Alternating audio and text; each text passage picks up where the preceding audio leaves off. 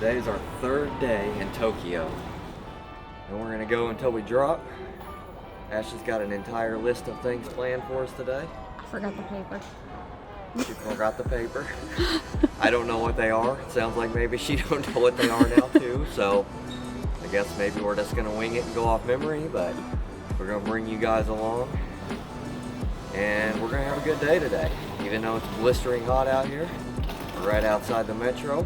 We're getting ready to hop on and head over to Harajuku. It's about a 40-minute train ride.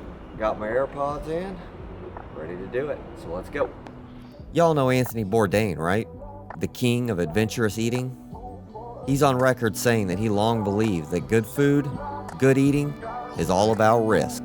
Whether he was talking about unpasteurized Stilton, raw oysters, or working for organized crime associates, food, for him, has always been about adventure. I'm not really sure what he meant about organized crime families, but you get the point, right? Well, this week we tried to embrace our inner Anthony Bourdain, and while I'm not sure that street food from Harajuku counts as good eating in a lot of people's eyes, it is where we ended up looking for risk and adventure. We are not the bravest of eaters yet, but we are working on it, and most importantly, Sailor really seemed to start embracing the idea of trying new and unusual things. And by unusual things, I mean to us they are unusual, not to the Japanese people necessarily. For whatever reason, Sailor decided to kick things off with a kiwi chai seed drink from a vending machine. And as silly as it may seem, I was super proud of her adventurous spirit leading the way. Is it delicious or not? Not? Was it worth getting your shirt all seedy? No. On our way to the Harajuku street food, we discovered this beautiful shrine just outside the Harajuku metro. I mean, what is this place? It's a temple. It's a shrine. And you can put prayer offerings on these wooden carving things.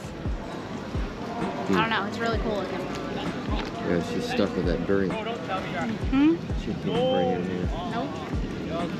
As we were about to enter the Meiji Jingu shrine, we noticed that no food or drinks were allowed inside, and Sailor was still clinging on to her kiwi chai seed drink. We quickly realized one of the internet's worst kept secrets, a secret that with a little research beforehand we would have and should have already known.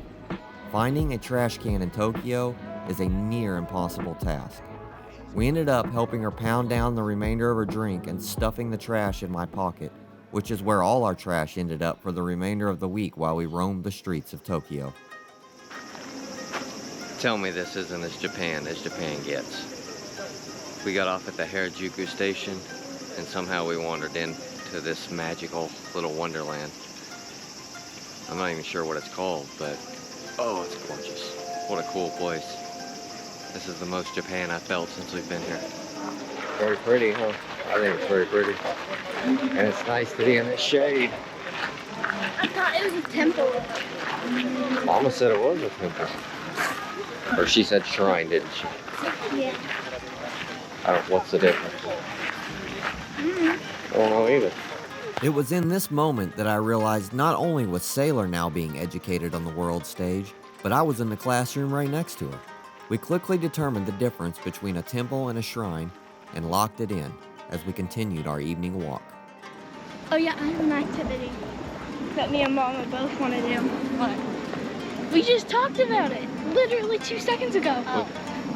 Well, you both are on the clock with Poppy, so keep that in mind. You want to know what it is? Tell me.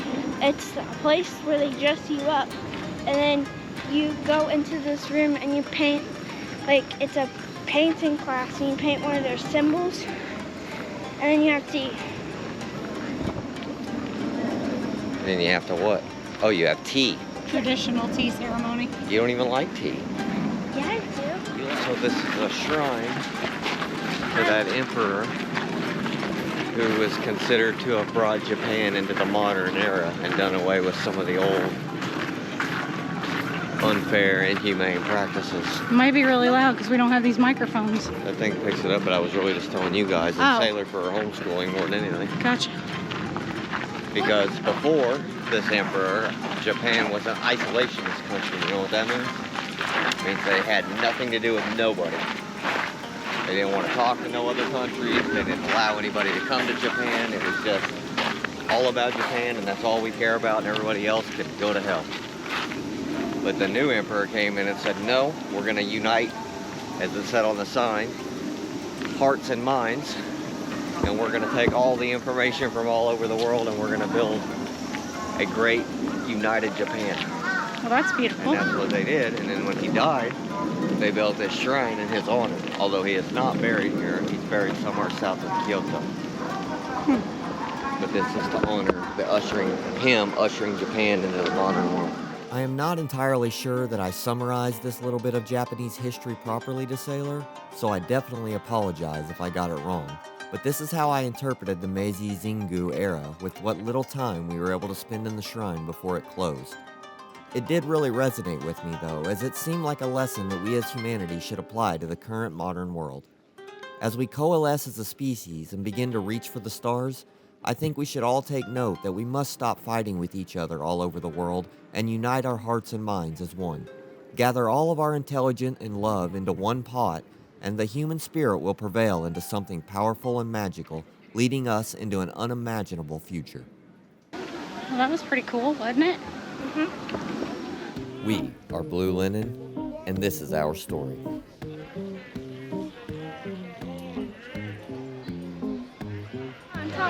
My tongue through whatever they're called, strawberry sugar glaze things are over there. Oh yeah, they might be down here too. That's like a place they'd be in. Yeah, this looks like a place where everything would be. McDonald's. Well, this place says it's down here on the right. On this street. I'm almost gonna eat a lot of snacks down there. Alright, I'm hungry too. Let's do it. I want to try the rainbow grilled cheese. What's that? It's just a grilled cheese that's rainbow. I don't know. I don't understand. Do they put food dye in the cheese or something? I think so. Churro, ice cream, potato. I'm hungry. I know. We're about to eat up everything. Yeah, I guess I'm hungry.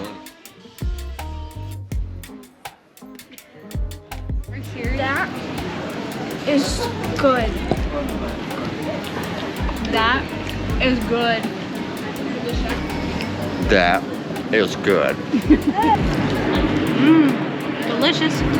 I feel like I'm at the Kentucky State Fair, but even better.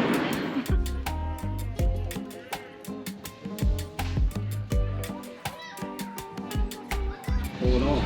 Oh my god, that's delicious. Good choice to me. This place has some good snacks. I know how to eat it. Like this.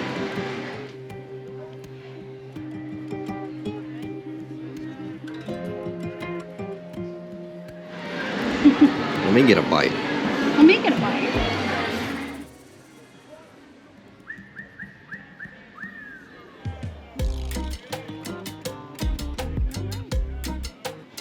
Alright, the food tour continues. We're getting a rainbow cheese stick. Sailor just went up to get it, and we think he just sprinkled sugar all No, over he it. didn't sprinkle it. He took the stick and put it in the sugar and rolled it around. He rolled this in sugar. It's supposed to be a cheese stick. I'm not sure how. Rainbow cheese stick. I'm not sure how sweet sugar on a cheese stick is gonna go. That's sugar and cinnamon.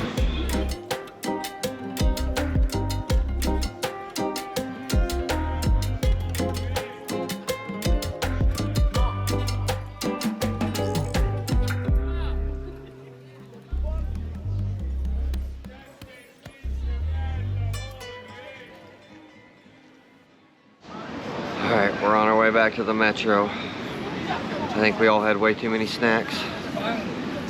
The night's over. We gotta go recuperate. We'll try again tomorrow. Harajuku, I think was a success. We love you. Samsung has a cool and free interactive attraction featuring their Galaxy phone over at Harajuku, but we arrived too late the previous night. So we got up early the next morning and made another trip down to Harajuku just to check it out. And maybe grab another snack or two because why not, right? It was basically like a Pokemon Go situation where they loaned you a Samsung Galaxy phone and you'd walk around the room and use the phone to catch various ocean animals. And then when you caught the animal, it would give you all kinds of information about where it lived, what it ate, and just all kinds of different facts about the animal. So it was definitely kind of a cool learning experience.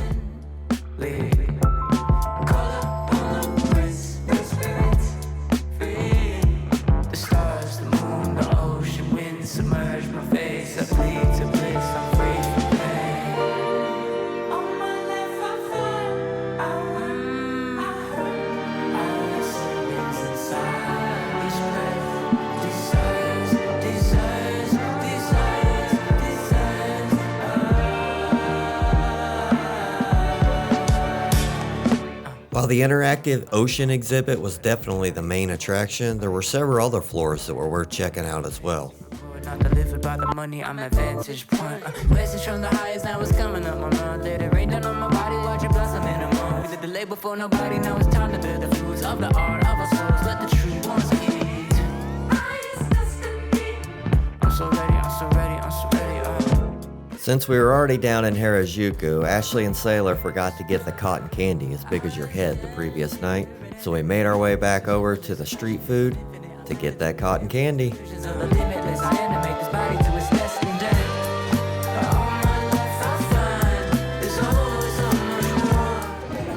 This was a cool, charming little street last night when we came here the first time in Harajuku, but today, the charm is gone. Get me the hell out of here, please. ASAP. I'm over this place.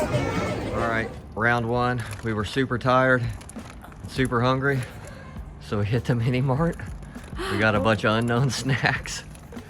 And we're headed back to the house. Yeah, gotta go home and try all our snacks. And this is actually snack slash lunch because apparently here everything closes at like 3 o'clock and then they reopen for dinner. And well, we made the mistake of not eating anything the whole time we've been out except for an extra large cotton candy that she got. So we had to load up. Back to the house. Thank you so much for watching our video. Please like and subscribe to follow our story as we continue to travel around the world.